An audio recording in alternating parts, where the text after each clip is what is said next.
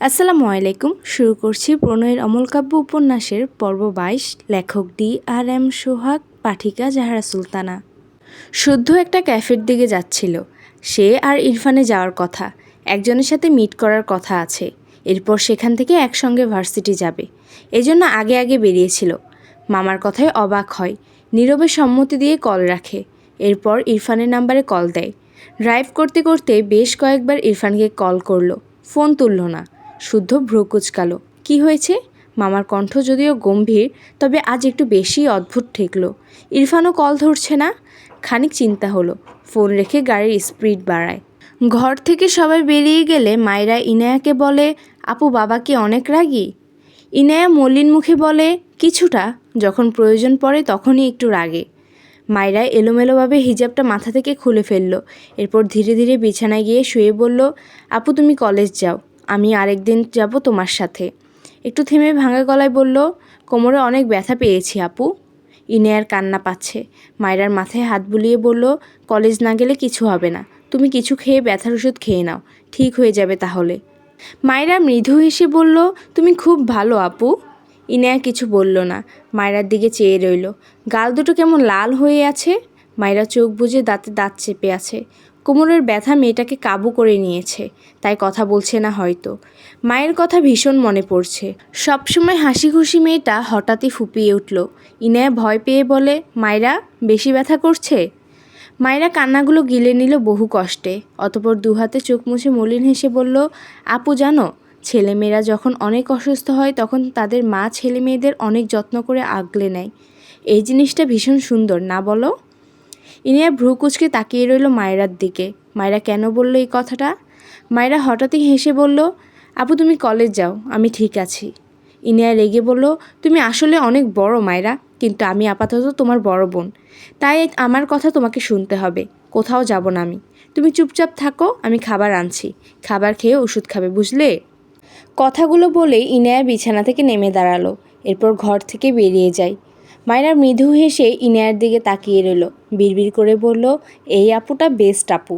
শুদ্ধ ইরফানদের বাসায় এসে ইরফানের ঘরে যাওয়ার জন্য দোতলায় উঠতে নিলে তারিক নেওয়াজ বলে, তোমাকে আমার সাথে দেখা করতে আসতে বলেছি, ওই বেপরোয়া ছেলের সাথে নয়। শুদ্ধ তার পা প্রথম সিঁড়িতে রেখেছিল। মামার কথায় দ্রুত পিছিয়ে আসে। বুঝলো তার মামা গরম, আর তা ইরফান রিলেটেড। তারিক নেওয়াজের ঘর নিচতলাতে। তিনি তার ঘরে যেতে যেতে বললেন, আমার ঘরে এসো। শুদ্ধ চিন্তিত বদনে তার মামার পিছু যায়। ঘাড় বাঁকিয়ে একবার উপরে তাকায়। ইরফান কি বাসায় আছে নাকি ক্যাফেতে চলে গিয়েছে? দরকার তো তার। ইরফান গেলে সে থেকে গেল, কেমন হবে ব্যাপারটা? আবার ভাবলো, ইরফান চলে গেলে তার মামার সাথে ঝামেলা করলো কে? ভাবনা নিয়ে তার মামার ঘরে প্রবেশ করে। তারিক নেওয়াজ গম্ভীর গলায় বলে, তোমার বাবার অনুপস্থিতিতে তুমি আমাকে গার্ডিয়ান মানো, তাই না শুদ্ধ? মামার কথায় অদ্ভুতভাবে তাকালো শুদ্ধ। হঠাৎ এভাবে কথা বলছে কেন মামা? চিন্তা নিয়ে মৃদু হেসে বলল, জি মামা, অবশ্যই। তারিক নেওয়াজ এবার খানিকটা ঠোঁট বাঁকিয়ে হাসল। অতপর বলল, তা বেশ, তবে আমার কথা মানতে তোমার কোনো প্রবলেম নেই, তাই তো? শুদ্ধ ভ্রু কুচকে তাকিয়ে রইল। এবার তার বেশ ভালোই চিন্তা হচ্ছে, কী মানতে হবে তাকে। সে কিছু বলার আগে তারিক নেওয়াজ উল্টো ঘুরে পিছনে দুহাত একসঙ্গে বেঁধে বলল, তোমার জন্য মেয়ে ঠিক করেছি আমি। তোমার মায়ের সে মেয়েকে ভীষণ পছন্দ, তাই তার মতামত নেওয়া আছে। আর তুমি তো বললে আমাকে তোমার গার্ডিয়ান মানো, তবে আমার সিদ্ধান্ত ফিরিয়ে দিবে না অবশ্যই, তাই না? তারিক নেওয়াজের কথা শুনে শুদ্ধ চোখ বড় বড় করে তাকায়, বারবার ঢোক গিলে। তারিক নেওয়াজ একটু থেমে বলে, মেয়েটা মায়েরা, ইরফান ওকে কিছুতেই মানতে পারছে না, পারবেও না হয়তো। আর ওদের শুধু নামেই বিয়ে হয়েছিল, আমি ওদের ডিভোর্সের ব্যবস্থা করছি, তুমি বিয়ের প্রিপারেশন নাও। শুদ্ধ তার মামার প্রথম কথাগুলো শুনেই ভেবেছিল কোথাও বসা প্রয়োজন তার। এগিয়ে গিয়ে বিছানার উপর বসতে নিয়েছিল, কিন্তু দ্বিতীয় কথা শুনে তার বসার জায়গা আর বিছানা হয়নি, ঠাস করে মেঝেতে পড়ে গিয়েছে। তারিক নেওয়াজ শব্দ পেয়ে পিছনে ফিরে শুদ্ধকে মেঝেতে দেখে ভ্রু কুচকে বলল, তুমি নিচে কি করছো? শুদ্ধ কথা বলতে ভুলে গিয়েছে। বিস্ময় নিয়ে তারিক নেওয়াজের দিকে চেয়ে আছে। তারিক নেওয়াজ ভ্রু কুচকে বলল, ডিভোর্সের ব্যাপারে তোমায় কিছু করতে হবে না, আমি সব ব্যবস্থা করব। শুদ্ধ দ্রুত বলে, না না মামা, আমি থাকতে আপনি কেন কষ্ট করবেন, আমি সব ব্যবস্থা করব, আপনি নিশ্চিন্তে থাকুন। দরজা থেকে ইরফানের গম্ভীর গলায় শক্ত কণ্ঠ ভেসে আছে, এখানে কি করিস? শুদ্ধ চোখ বড় বড় করে দরজার পানে তাকালো। ইরফান রক্তলাল চোখে শুদ্ধের দিকে চেয়ে আছে। শুদ্ধ ঢোক গিলল।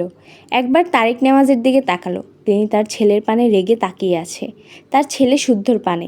শুদ্ধ অসহায় কণ্ঠে বিড়বিড় করছে, আজ আমি অসহায় বলে বাবা ছেলের মাঝ থেকে আমাকে কে বাঁচাবে? হুঁ?